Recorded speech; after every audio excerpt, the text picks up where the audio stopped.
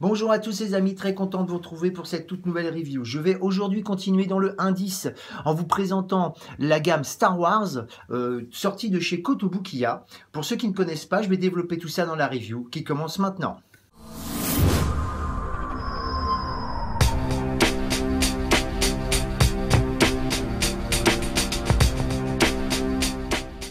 Alors oui, vous avez pu vous rendre compte que le début de la review et puis la présentation a un peu changé. Une raison toute simple à ça, c'est que Star Wars maintenant fait partie de Disney. Et Disney, c'est des snipers. Dès qu'on met la moindre vidéo, la moindre musique concernant Star Wars, tout de suite, ils vous allument, ils vous bloquent les vidéos. Alors, ça va être une vidéo qui va pas être très fleurie, si je peux me permettre. Mais je vais essayer d'être très exhaustive. Elle va pas être, je pense, très longue, mais quand même plus longue que d'habitude. Tout simplement parce que, je vais pas vous parler de pièce par pièce, parce que je devais le faire au départ. Si jamais il y a des personnes à la fin de la vidéo qui ont besoin de renseignements sur telle et telle pièce à l'unité, il n'y a pas de problème, j'expliquerai, voir si vraiment j'ai de la demande, je ferai la review sur la pièce dite. Maintenant, sinon, là, je vais parler de manière générale pour bien expliquer le panel que Kotobukiya nous fait. Alors, Kotobukiya, pour ceux qui ne savent pas, c'est un fabricant japonais qui a décidé de faire dans le PVC. Alors, parce que les pièces que vous voyez là, j'essayais depuis 2-3 jours de me dire comment est-ce que je vais leur avancer ça, pour ceux qui connaissent pas, pour bien leur faire comprendre la différence qu'il y a entre le PVC et la résine. Je parle pas d'un point de vue scientifique, bien évidemment, je parle d'un point de vue visuel. Parce que tout à l'heure, vous verrez que je mettrai la Wonder Woman de Iron Studio en résine à côté d'une des pièces, et vous verrez qu'on fait pas du tout on fait pas du tout la différence. Pas du tout. Mais ce que je veux dire par là, c'est que ce sont des modèles, ce qu'on appelle des modèles kits.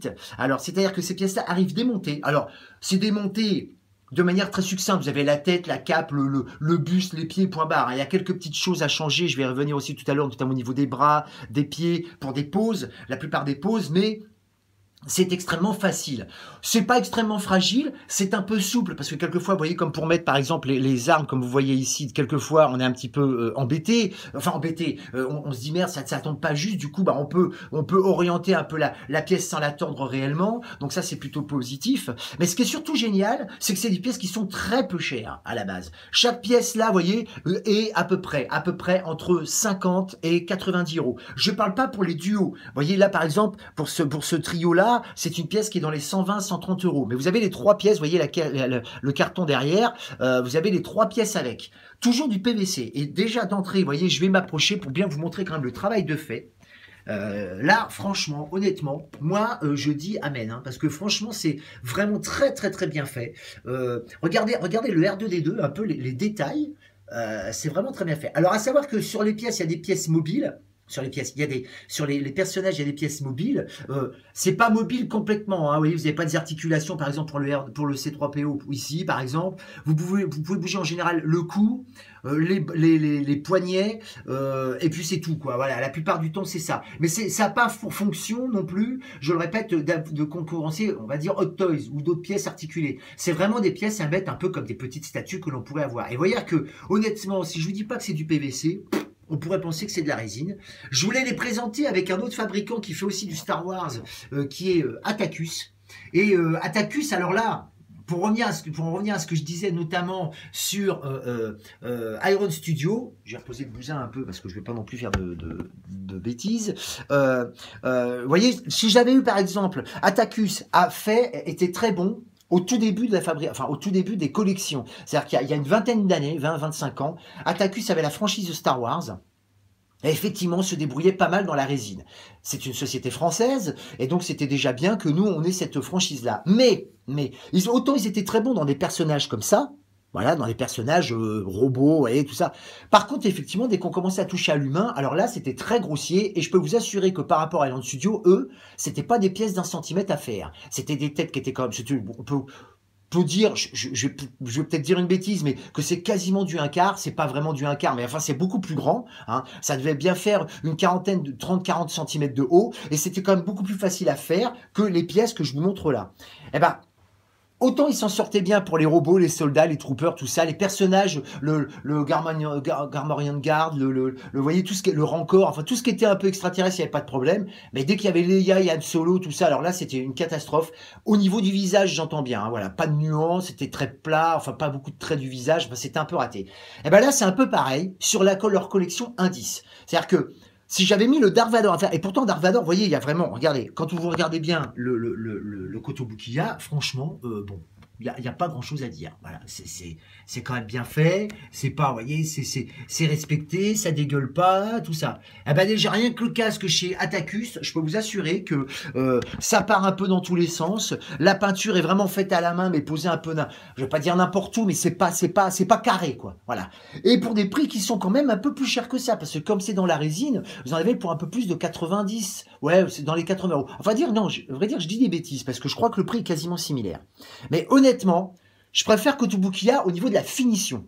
Après, c'est certain qu'au niveau du poids, bon, bah, le Dark Vador, il pèse rien. Enfin, c'est du PVC plein, mais c'est léger, bien évidemment. Le Atacus est un peu plus lourd. Mais enfin, bon, une fois que c'est dans une vitrine, on se fout un peu du poids, voire limite, plus c'est léger, mieux c'est. Voilà. Donc là, je vais me déplacer quand même pour vous montrer les pièces une par une. Je vous ai montré le R2D2, le Dark Vador. Je vous ai montré les Troopers. Vous voyez, regardez que quand même, c'est quand même pas mal fait du tout. C'est franchement, hein, moi je trouve ça pas mal. Alors à savoir que, je vous l'ai dit tout à l'heure, c'est des pièces à monter et vous pouvez leur changer les positions. Vous voyez, je vois par exemple pour le Trooper là, du premier ordre, je vous montre la boîte derrière, il y a des petites évolutions. Vous voyez, vous pouvez changer les petites collerettes. Bon là j'ai décidé de pas en mettre. Alors c'est pas tout le temps comme ça, hein, bien évidemment. Mais bon, ça reste quand même acceptable. Et puis bon, c'est toujours sympa que l'on puisse faire un peu ce que l'on veut. Idem pour le Kylo Ren. Kylo Ren, vous pouvez changer ce bras-là, mettre le bras en l'air. Alors je le répète, c'est pas une articulation, hein, c'est une pièce en plus hein, qui est vendue avec. Et pareil, ce bras-là, vous pouvez le montrer comme quand il fait le geste de la force, là, vous savez, l'espèce de comme ça, là, je sais pas trop comment appeler ça. Enfin bref, c'est une espèce de kata. Voilà, le Trooper First Order, voilà. Et un qui est pas mal fait aussi, que j'aime beaucoup, c'est le Captain Phasma. Alors celui-là, beaucoup de gens ont été déçus de ce qu'il fait dans le film, c'est-à-dire que il fait rien du tout, en fin de compte. Beaucoup s'étaient rués vers le personnage de Hot Toys, tout ça, je me rappelle à l'époque, et tout le monde avait un peu gueulé parce qu'on le voit quasiment pas dans le film. Mais enfin, au niveau de la pièce, elle est plutôt sympa, le Trooper inox, là, enfin inox, oui, on dit inox, ou je sais pas...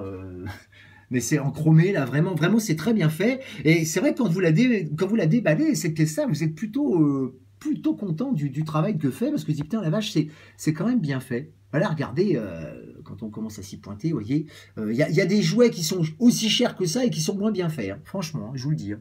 Je vous le dis. Voilà. Bon, bah écoutez, je vois pas trop, voilà, bon, après, je peux pas trop vous montrer, mais honnêtement, c'est vrai que ça fait, ce qui est génial, c'est que ça fait pas du tout plastique. Ça fait pas du tout PVC, quoi, quand vous les avez. Alors, regardez, moi, je reviens encore sur ne serait-ce que tenir. Regardez le BB-8, voilà, sans déconner, regardez un peu.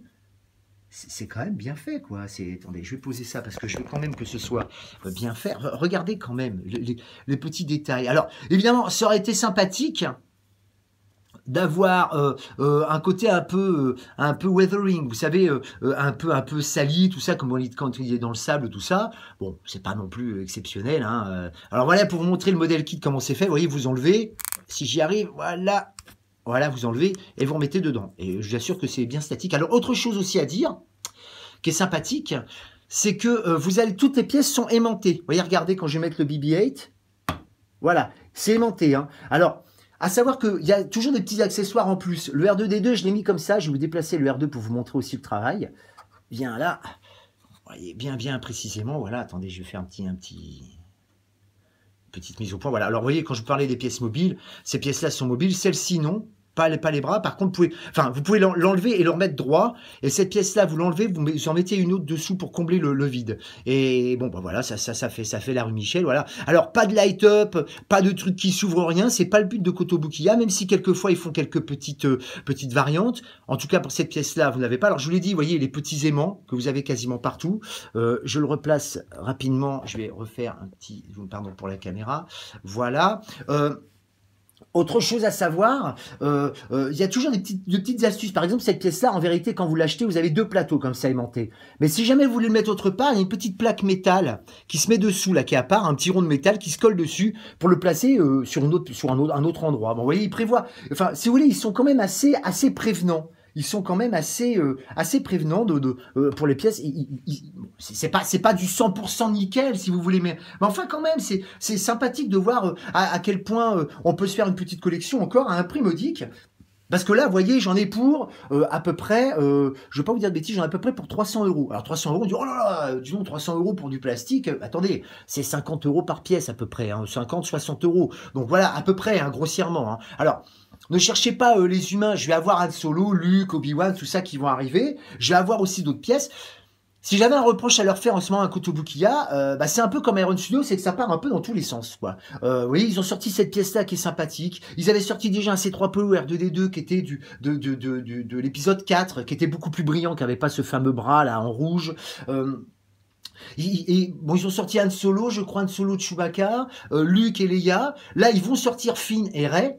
Voilà, encore un duo. Mais enfin, c'est vrai que bon, ça part un peu dans tous les sens. Ils ont sorti, il y a un Boba Fett qui est sorti, il y en a un autre qui va ressortir. Là, pareil, il y a un autre Darth Vader qui va ressortir dans pas longtemps. Bon, du coup, soit ça part un peu dans tous les sens, soit ils ressortent sans arrêt des pièces qui sont déjà sorties. Alors moi, j'aimerais bien qu'ils se déplacent un peu. Vous voyez, je sais qu'ils ont sorti un Darth Maul et un Grievous, par exemple. Et là, je change de sujet hein, carrément pour vous parler au niveau du prix. Donc, je me dis, ces pièces-là sont des 50-80 euros.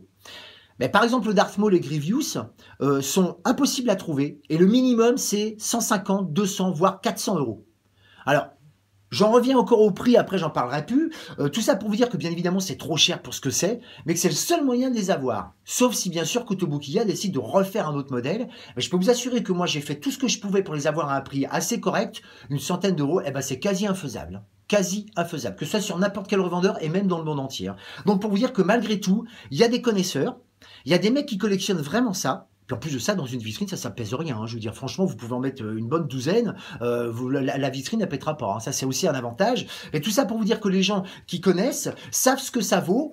Mais dès que l'édition ne se fait plus, c'est casse-pied. Alors, aucune numérotation sur les pièces non plus. Hein. Il n'y a pas de... vous voyez, je vais vous montrer le socle hein, qui est d'un basique à mourir. Hein. Voilà, il n'y a rien. Vous voyez, il n'y a pas de numérotation du tout. C'est vraiment du basique. Mais c'est vrai que quand elle n'existe plus, c'est très dur à trouver. J'ai essayé partout, je le répète. J'ai demandé à Marc. Marc m'a dit, écoute, franchement, il y a des pièces que je peux plus avoir. Si jamais vous avez un problème pour vous configurer la collection que vous voulez, je peux vous dire effectivement quand même, malgré que j'ai dit un petit peu de mal, de vous diriger vers Atacus. Je ne répète pas forcément ce qu'ils appellent les personnages humains, mais Atacus, je le dis, fait du indice. Et je sais que moi, par exemple, je voulais avoir les gardes royaux, vous savez, ceux qui sont en rouge, là, avec des espèces de grandes perches, là, dans leurs mains. Kotobukiya, là, c'est impossible à avoir encore, c'est très dur à choper. Je sais qu'ils le font, et en plus, en pack de 2. Atacus, et c'est vrai que ça fait illusion. Hein. Moi, j'ai l'intention de manière de faire encore une fois un socle, comme pour les Iron Studio. Je pense que si vraiment j'arrive pas à les trouver, c'est ce que je ferai. Parce que là encore, par contre, la pièce est un rouge uni, donc c'est assez réussi chez Atacus. Voilà. Écoutez, maintenant, je crois que j'ai assez parlé. Je vais continuer à parler, mais vous parler des points positifs.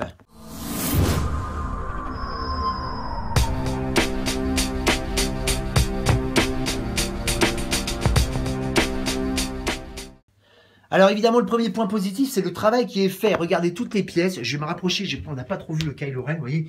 Franchement, c'est du tout bon. Hein. Franchement, c'est vraiment réussi. Il y a des petits détails que l'on ne se rend pas compte. Regardez la texture. Franchement, si je ne vous dis pas que c'est du plastique, personne ne le sait. Hein, sincèrement, je peux vous assurer que c'est vraiment voilà. Le sabre, voilà, on peut regarder le Vador. Je ramène parce que là, il y a quand même beaucoup plus de contraste sur ces pièces-là. Vous voyez quand même les détails. Quand même, c'est quand même bien fait. Le travail qui est fait. Le deuxième, c'est bien évidemment le prix.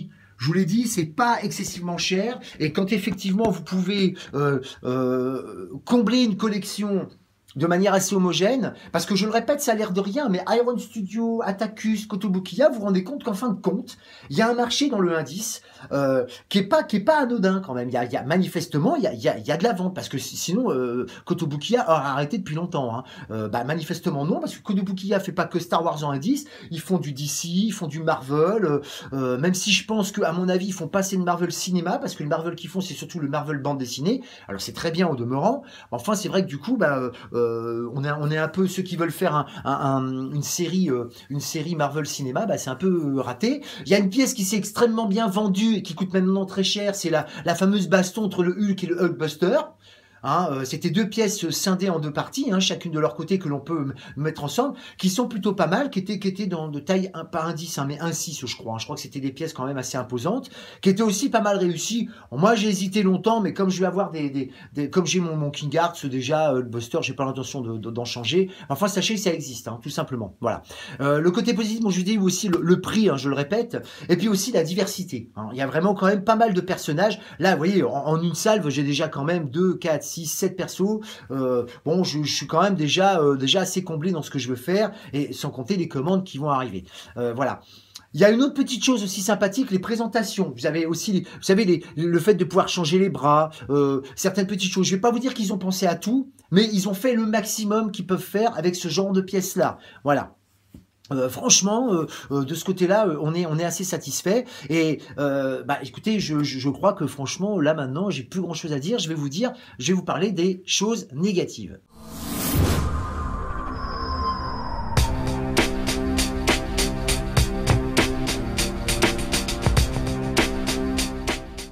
Alors les points négatifs, écoutez, franchement, j'ai cherché longtemps, parce que je me suis dit, si je mets dans l'équation le indice, le travail de fait, la disponibilité, tout ça, et tous les petits avantages dont je viens de vous parler, et le prix, bien évidemment, les choses négatives, qu'est-ce qui reste? Il n'en reste pas beaucoup, en fin de compte. Hein. Là, je peux pas vous le montrer, mais je vous le dis d'avance, j'aurai l'occasion de le faire si jamais je fais une review dessus, et il y a de fortes chances que je le fasse. Sur le Han Solo, le Chewbacca et le Luke et Leia. Le point négatif, ça sera bien évidemment le HS, parce que le problème de Kotobukiya sur les visages, je l'avais dit, s'il y en a qui sont abonnés, j'avais déjà parlé de Kotobukiya, notamment au niveau des DC Comics, les New 52, la Justice League, où les persos, tout ça, le personnage était très bien fait, c'était du indice aussi. Là, c'était pas un modèle kit, pas à monter, c'était déjà tout prêt. Mais alors le problème, c'est qu'ils avaient tendance à japaniser un peu le personnage, c'est-à-dire que ils ont pas les yeux bridés. Et j'ai rien, il n'y a aucune xénophobie dans ce que je vous dis, hein, mais ni racisme ou quoi que ce soit. Simplement, je vous dis, je suis désolé, Superman, il est pas japonais, donc il a les yeux presque un peu plissés, vous voyez. Du coup, ça gâche un peu. Alors là, du coup, c'est pas que le HS est raté, c'est qu'ils en ont peut-être fait un peu trop, voilà. Et c'est très souvent ce qu'ils font au Kotobukiya. C'est un peu dommage. Alors. Est-ce que c'est de plein gré? Je pense que oui. Là, évidemment, je le répète, je peux pas vous le montrer parce que ce ne sont des robots ou des mecs qui ont des casques. Alors évidemment, c'est compliqué, mais c'est très souvent comme ça sur les personnages humains. Donc j'espère avoir l'occasion, mais honnêtement, pour cette catégorie-là, les points négatifs, moi, j'en ai pas. Alors éventuellement, ils auraient peut-être pu pousser certaines petites choses parce qu'ils l'ont déjà fait sur d'autres pièces. Mettre un light-up. Alors, il avait fait notamment sur du Iron Man, mais c'était des pièces qui étaient plus grandes, c'était du 1.6, c'était des piles boutons. Alors, je crois pas, il me semble que j'avais fait une review, justement, d'un Iron Man qui était la Mark 42, où il était sur l'eau, là, comme ça, où il y avait effectivement un light-up sensoriel, hein, on claquait des doigts, il s'allumait. Bon là évidemment c'est faisable, si vous voulez, c'est tout à fait faisable, mais bon ça coûterait sûrement plus cher le fait d'avoir un light-up, là on serait carrément dans les centaines d'euros par pièce, et c'est peut-être ce qu'ils veulent éviter. Donc voilà. Et puis honnêtement, moi vous savez ce que je pense des light-up, moins il y en a, mieux c'est. Le but c'est de présenter la pièce telle qu'elles sont là, et franchement ça me suffit amplement. Voilà, non franchement au niveau des points négatifs, j'en ai pas. J'aurais pu vous parler aussi du socle, qui est vraiment basique, mais franchement c'est pas des pièces qu'on achète pour ça, hein. Donc voilà. Non, les points négatif, je vais vous dire, c'est du quasi zéro pointé, en tout cas pour cette salve-là. Écoutez, on se dirige tout droit vers la conclusion.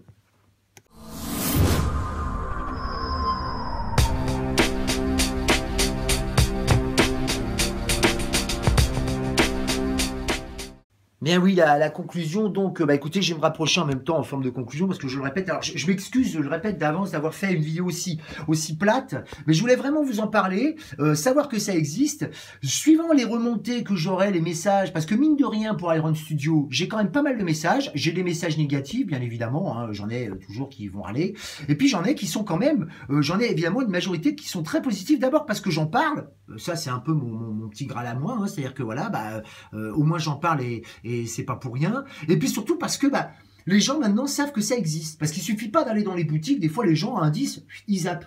Et puis ils se rendent pas compte que le travail est quand même très bien fait, voire aussi bien fait que de grosses marques. Donc vous voyez, on n'est pas sur du Hasbro quand même, on est sur des pièces bien précises. À savoir aussi une petite parenthèse sur le Dark Vador, là j'avais, vous voyez, si vous regardez bien là, la boîte, il y a marqué Cloud City. Pourquoi? Parce que c'est le Dark Vador que l'on peut avoir dans l'Empire contre-attaque, et il y a deux socles. Il y a ce socle-là basique pour être homogène avec les autres, et puis il y a ceux qui reprennent les grilles, vous savez, que l'on a au moment où ils foutent Han Solo dans la carbonite. Donc ça c'est sympathique, et le but c'est de mettre le personnage Dark Vador à côté du Boba Fett, qui est déjà sorti lui aussi. Donc ça aussi c'est sympathique. Vous voyez, j'aurais dû le dire, ça aussi fait partie des choses positives dont j'aurais dû parler. Vous voyez, ça me revient maintenant. Enfin voilà, tout ça pour vous dire que, vous voyez, ça existe. Donc suivant effectivement les messages que j'aurai, les questions, bah, peut-être que je ferai soit des reviews de chaque personnage qui sont présents là à l'unité, hein, qui seront succinctes, parce que bon, je n'ai pas grand-chose à dire. Mais je répondrai sûrement par message interposé, ça serait certainement plus facile. Et puis sinon, pour les autres pièces, oui, il y a de fortes chances que je fasse quand même des reviews un peu à l'unité, pour quand même savoir de quoi l'on parle avant de les acheter. Parce que, je le répète, malgré tout, encore une fois, quand les pièces sont plus disponibles, bah, il y en a qui les revendent assez cher et c'est compliqué. Alors je sais que, bah, notamment Samuel m'a dit un truc tout à fait vrai, il me dit il y a des pièces effectivement qui sont à 2000 € chez Hot Toys, on n'est pas obligé de les acheter. Évidemment, c'est pas ça dont je parlais, c'est ce que je le dis, je parlais des personnes, des magasins qui vendent des pièces, mais qui les font élever simplement parce qu'elles sont dures à trouver. Je parle pas du gogo qui est au Japon ou à Hong Kong, qui va vendre une pièce, ou même en Australie à 2000 €. Voilà, il y a des mecs évidemment qu'on n'est pas obligé de les acheter, mais enfin, vous savez, quand vous commencez une collection, que vous avez certains personnages en tête et qu'il y en a un que vous pouvez pas avoir parce qu'il est tout le temps à 600, 800 € alors qu'en vérité à la base il coûtait 100 €, bah c'est rageant à un moment donné. Donc c'est vrai que mon travail à moi en tant que youtubeur, si je peux me permettre, c'est de vous prévenir, dire bah méfiez-vous, ne dénigrez pas non plus ces pièces-là à la va-vite. J'ai d'ailleurs une personne qui m'a dit pour Iron Studio qu'il les prenait qu'au Brésil. Je lui ai dit, écoute, moi va chez Marc, il n'y a pas que Marc qui en fait, mais il y a d'autres magasins, demande-leur, mais rapidement. Il m'a expliqué qu'il trouvait bizarre que ce soit déjà difficile à trouver. Mais je dis, mais c'est pas ça, mais c'est que si c'est déjà difficile à trouver en France, c'est que c'est déjà plus trouvable au Brésil. Donc bon, il faut mieux se presser. Donc faites attention à ça quand même. Et je le répète, c'est vrai que c'est frustrant de commencer une collection et de pas la terminer pour un ou deux personnages qu'on peut pas avoir parce que c'est des prix exorbitants. Voilà. Prix exorbitant ou qu'on peut pas trouver du tout, parce que les gens s'en séparent pas tout le temps non plus. Hein. Donc voilà. Bah écoutez, voilà, bah ça a été mine de rien, comme d'habitude, une vidéo qui a fait encore 20 minutes. Je suis toujours aussi prolixe, malheureusement. J'espère que ça vous a quand même pas embêté, énervé. Au moins, vous savez que ça existe. Vous avez au moins quelqu'un qui en parle. Il y a des Français qui en parlent hein, de ça, de Iron Studio et de Kotobukiya, mais pas assez à mon goût. Moi, je vous assure, j'ai galéré pour avoir des vidéos françaises. Alors, c'est pas que je comprends pas l'anglais, c'est pas ça, mais j'aimerais bien avoir un avis précis. Alors bon, voilà, là, vous l'avez. Alors, les mensurations, hein, j'ai oublié de vous dire, c'est du indice. Alors donc, c'est du à peu près 20-21 cm suivant les personnages. Il est évident qu'un Grievous va être un peu plus haut, voilà, qu'un BB-8 est plus petit, hein, forcément. Mais enfin, vous voyez, je le répète, regardez. Pour moi, le meilleur contraste, c'est ça, c'est les robots. Regardez un peu le travail de fait sur le R2. Je le répète. Voilà, ne dénigrez pas, c'est vraiment très très bien fait. Il y a même ce côté weathering un peu, vous voyez, là, à cet endroit-là. Non, il pense. Franchement, moi, je dénigre pas cette marque-là et je suis pas du tout déçu encore de ce choix que j'ai fait. Vraiment, non. Si c'était mauvais, quel que soit, je vous le dirais, hein, franchement. Mais c'est pas dur à monter. Il n'y a pas de problème de peinture, de scratch, de casse. Alors, c'est pareil, hein, c'est emballé, c'est compressé dans du plastique. Je peux vous assurer que ça peut pas casser. Hein. Ou alors, si c'est cassé, c'est que c'était cassé avant. Il n'y a pas possible. C'est pas possible autrement. Voilà. Écoutez mes amis, je vais donc m'arrêter là. Restez connectés hein, parce que une autre Iron Studio arrive là. Donc dans la foulée, je pense que j'ai un peu le temps là. J'essaierai de vous le faire dans la semaine. Et puis ma foi, je vais vous souhaiter une bonne semaine de boulot. Et puis à très bientôt pour la prochaine vidéo.